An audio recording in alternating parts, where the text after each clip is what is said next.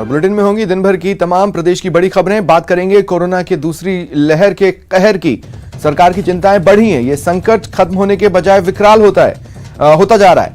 और बात होगी लाचार और बीमार व्यवस्था की, साथ ही कोरोना काल में बढ़ी प्लाज्मा की डिमांड की भी। मरीजों पर महंगाई की मार भी पड़ रही है। ऐसे में सरकार से मुफ्त प्लाज्मा की मांग उठ रही है।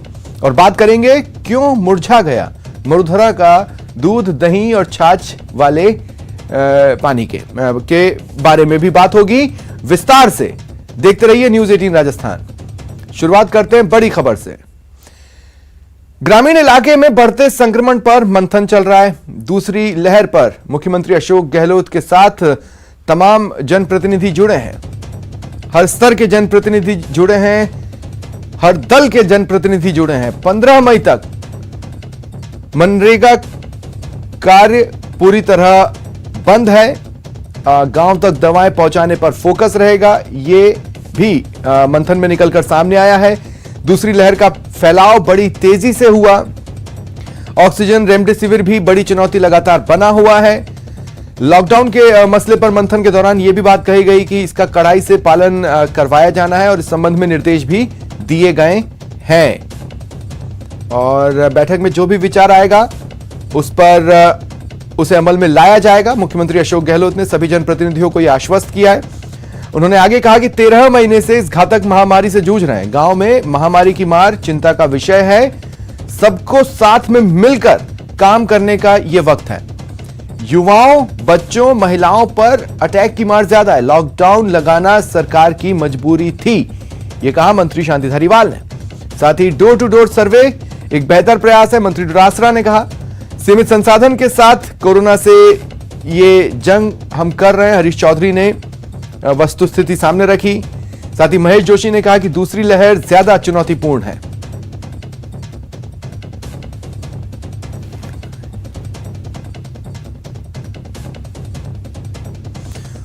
और अन्य जो सुझाव आए हैं, जो अन्य बातें इस मीटिंग के दौरान की गई। कोरोना से जंग में विपक्ष सरकार के साथ है, ये सरकार को आश्वस्त किया गुलाबचंद कटारिया ने। गांव में अभी तक मास्क का प्रचलन नहीं दिख रहा है, यह भी उन्होंने सरकार के नॉलेज में लाया। वहीं राजेंद्र राठौड़ ने कहा 39% केस ग्रामीण क्षेत्रों से आ रहे हैं। पंचायती राज प्रतिनिधियों की जिम्मेदारी बड़ी है, यह कहा सतीश पूनिया ने।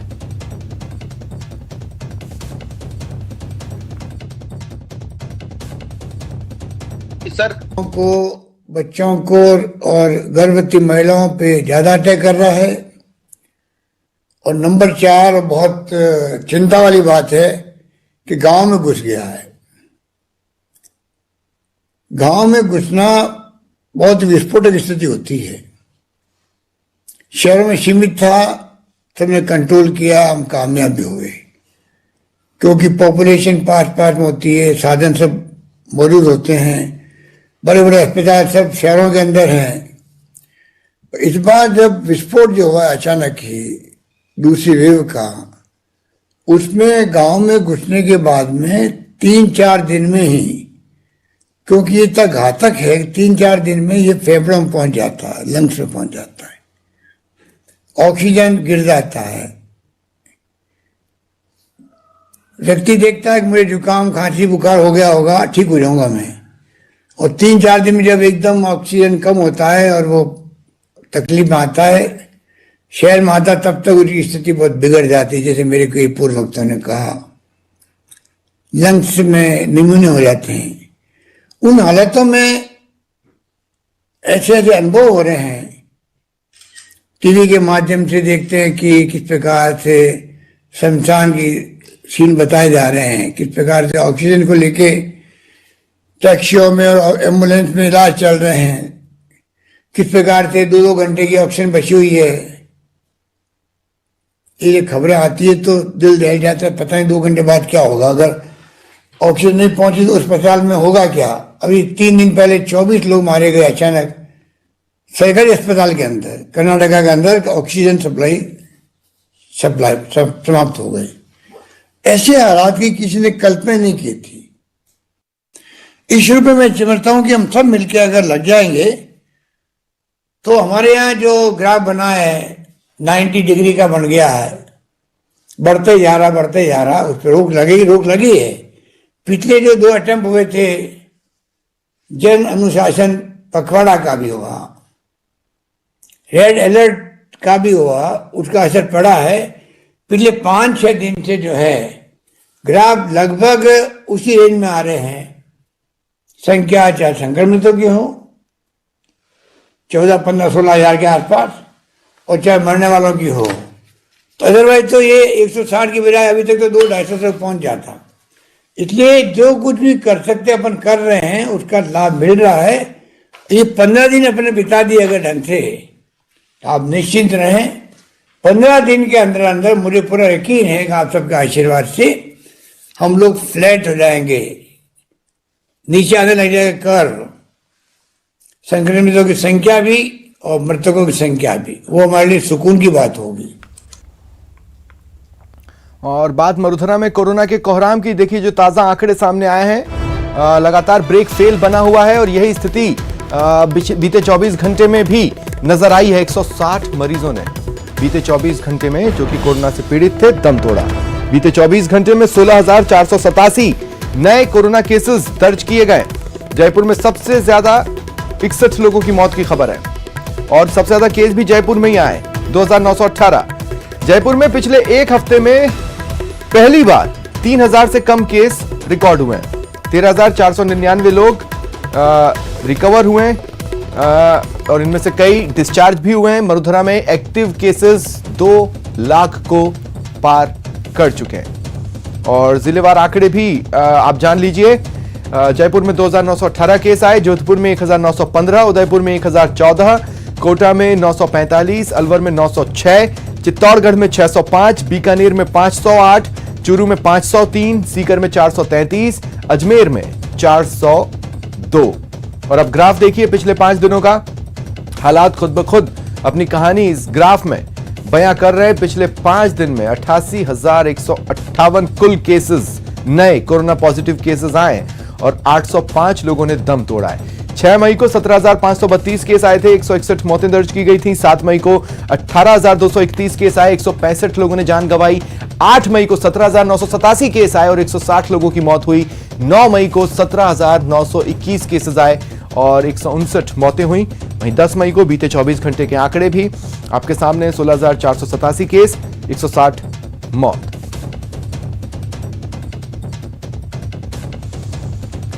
और सहयोगी लवली हमारे साथ इस वक्त लाइव जुड़ रहे हैं। लवली, जिस तरीके से सिलसिलेवार हम पिछले 5 दिनों के आंकड़े बताते हैं, हम ये बताते हैं कि किस जिले में किस तरह से शहर शहर कोरोना कहर बरपा रहा है, उस लिहाज से इन आंकड़ों के साथ आसानी से नेक्स्ट रणनीति किन जगहों पर एक्स्ट्रा फोकस करना है वो साफ होती है। लेकिन क्या उन इलाकों में वो रणनीति प्रॉपर तरीके से इंप्लीमेंट हो रही है? क्या ये नजर आ रहा है कि मरुधरा का खुद का एक स्टेट प्लान है इससे लड़ने के लिए?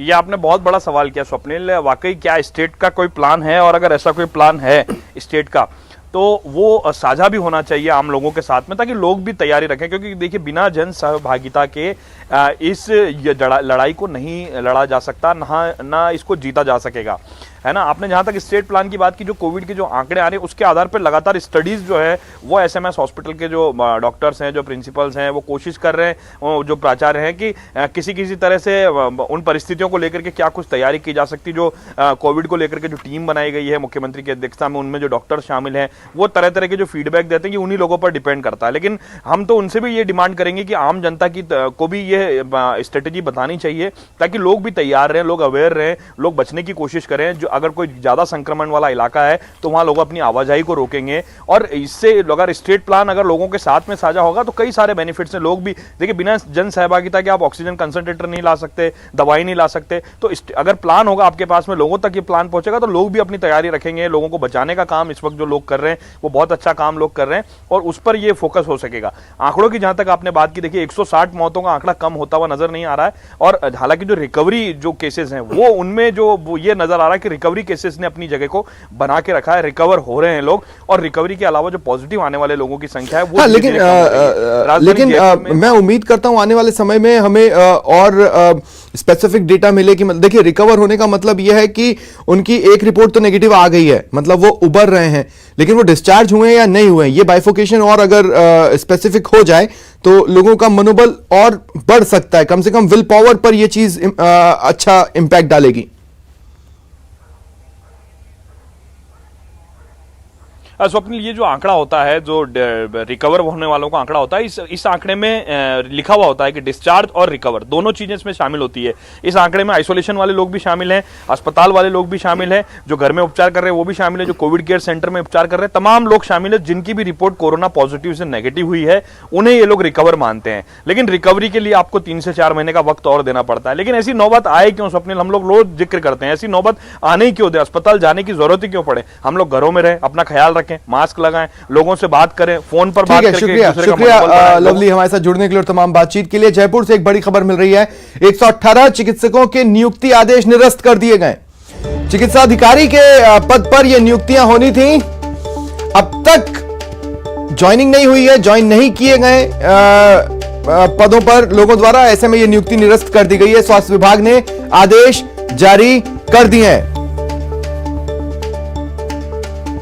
और ज्यादा जानकारी के लिए बात करेंगे सहयोगी सौरभ से। सौरभ, एक तरह से देखें तो बड़ा झटका है, न केवल लोगों के लिए भी बल्कि डॉक्टर्स के लिए भी, जिन पर ऑलरेडी वर्कलोड काफी है।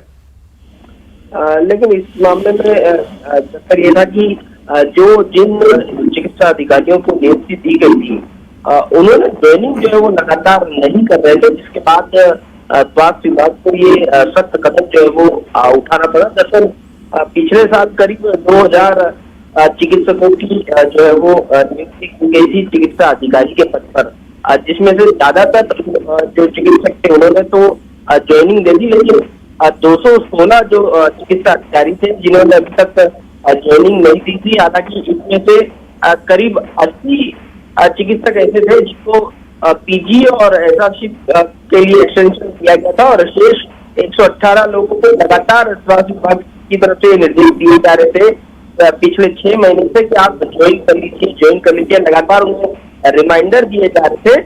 अब भी जब तक नहीं उन्होंने ज्वाइन किया, तब जब तक स्वास्थ्य विभाग को ये सख्त कदम उठाना पड़ा है। हालांकि अब ये उम्मीद की जा रही है कि जो वेटिंग लिस्ट में जो चिकित्सा अधिकारी थे उनकी संभवतः ज्वाइनिंग जो है वो अब हो सकेगी। 18 अनिच्छुक क्यों थे? कोई कॉमन रीजन रहा या सबका अपना निजी रीजन रहा या क्या हुआ? देखिए, सभी के अलग अलग कारण हो सकते हैं, लेकिन आमतौर पर यह देखने को मिलता है कि जब चिकित्सक को नियुक्ति दी जाती है तो उसे अलग अलग जगहों पर जो है वो ज्वाइनिंग करने के आदेश होते हैं, लेकिन कई चिकित्सक ऐसे होते हैं जो मन माफिक जगह पर जो है वो नियुक्ति नहीं मिलने के कारण ज्वाइनिंग नहीं देते हैं। तो संभवतः इस कारण से ज्यादातर जो चिकित्सक थे उन्होंने जो है वो ज्वाइनिंग नहीं दी थी, जिसके बाद स्वास्थ्य विभाग की ओर से लगातार रिमाइंडर दिए जा रहे थे, लेकिन उसके बावजूद भी ज्वाइन नहीं करने पर ये बड़ा कदम जो है वो स्वास्थ्य विभाग की ओर से उठाया गया है। शुक्रिया तमाम जानकारी के लिए। ब्रेक के बाद स्वागत है आप सभी का। कोरोना से जिंदगी बचाने में प्लाज्मा थेरेपी वरदान साबित हो रही है, लेकिन मरुधरा में संक्रमित मरीजों को प्लाज्मा थेरेपी करवाना देश में सबसे महंगा है। सरकारी रेट भी देश में सबसे ज्यादा है, लिहाजा प्रदेश सरकार से प्लाज्मा के दाम कम करने या मुफ्त में मुहैया कराने की मांग उठ रही है। प्लाज्मा से कमाई जान पर बन आई।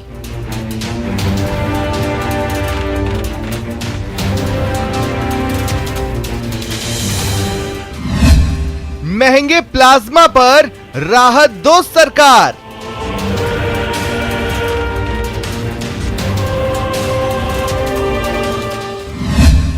सारे जहां से महंगा प्लाज्मा हमारा।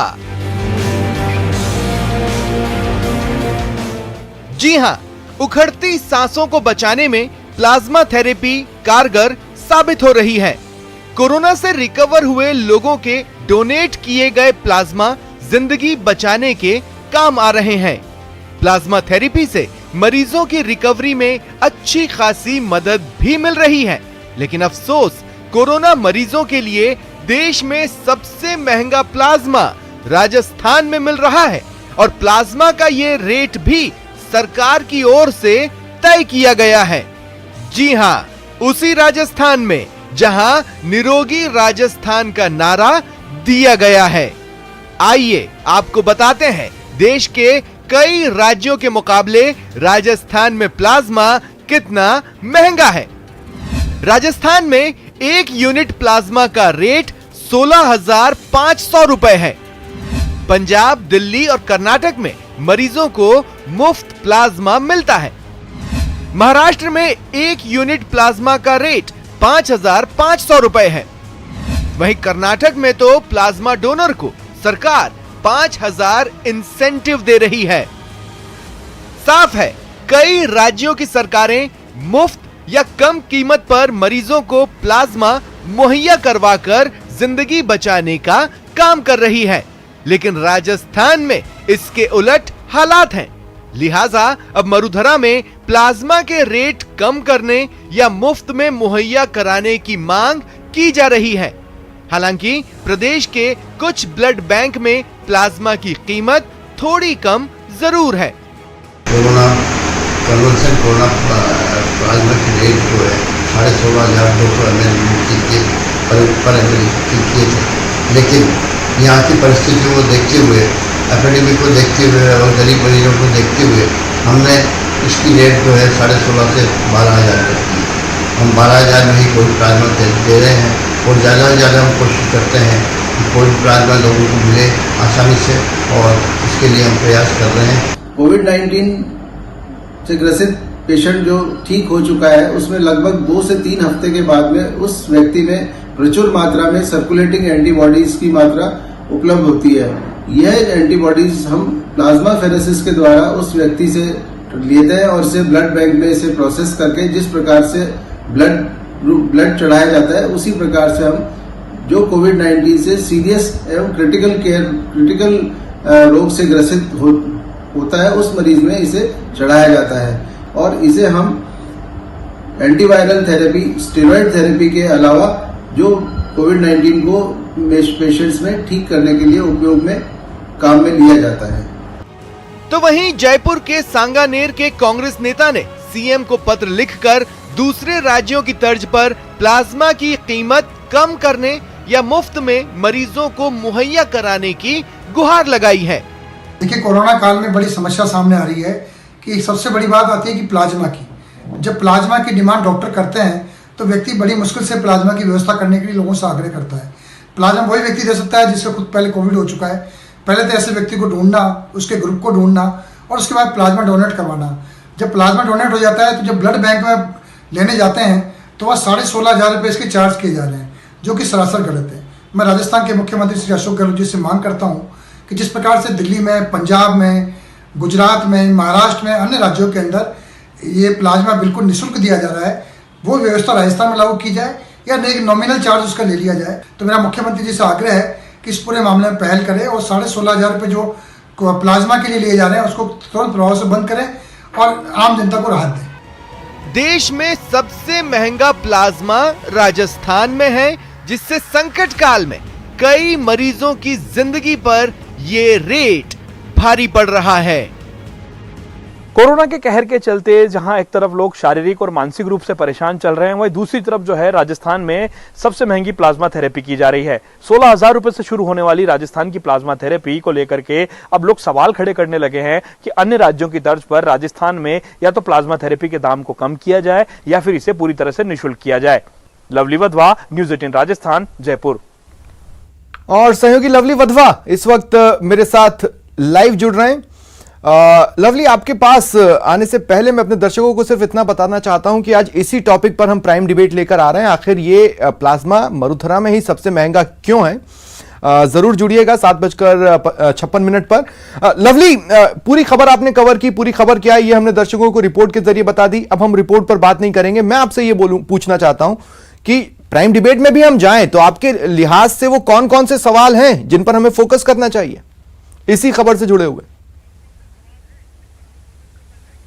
देखिए, बिल्कुल आपने सही कहा। पहली बात तो ये कि देखिए, इस प्लाज्मा में ये जो समय चल रहा है, ये तो महामारी का समय, ये सेवा का समय है। तो इस समय मुनाफे को जो है एक तरफ रखना चाहिए, मुनाफा जो है वो दूसरी तरफ होना चाहिए, जबकि सेवा पहली तरफ होनी चाहिए। तो ऐसे कौन से ब्लड बैंक है, ऐसे कौन सी सरकार के जो ब्लड बैंक्स हैं जो प्लाज्मा में लोगों की मदद कर रहे हैं। दूसरी बड़ी बात यह कि प्लाज्मा को लेकर के जो दूसरे राज्यों की जब पॉलिसी अलग है, दूसरे राज्य जब प्लाज्मा को लेकर के इतनी शिथिलताएं दे रहे हैं, तो राजस्थान क्यों नहीं दे सकता? जब राजस्थान में कोरोना की जांच सबसे पहले के दाम कम हो सकते हैं, राजस्थान में सब निरोगी राजस्थान का राजस्थान नारा देता है, तो राजस्थान क्यों नहीं कर सकता?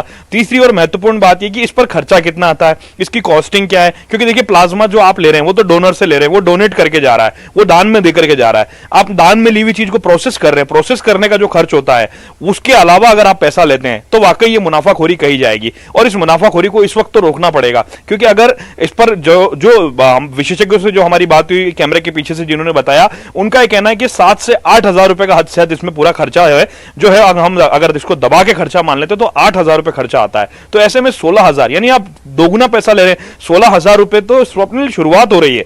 मौका जैसा लग जाता है, निजी अस्पताल के कई अस्पताल तो ऐसे हैं वैसा का वैसा वो तिलक लगा देते हैं, जैसा पेशेंट होता है वो वैसा तिलक लगा देते हैं। ऐसा नहीं होना चाहिए।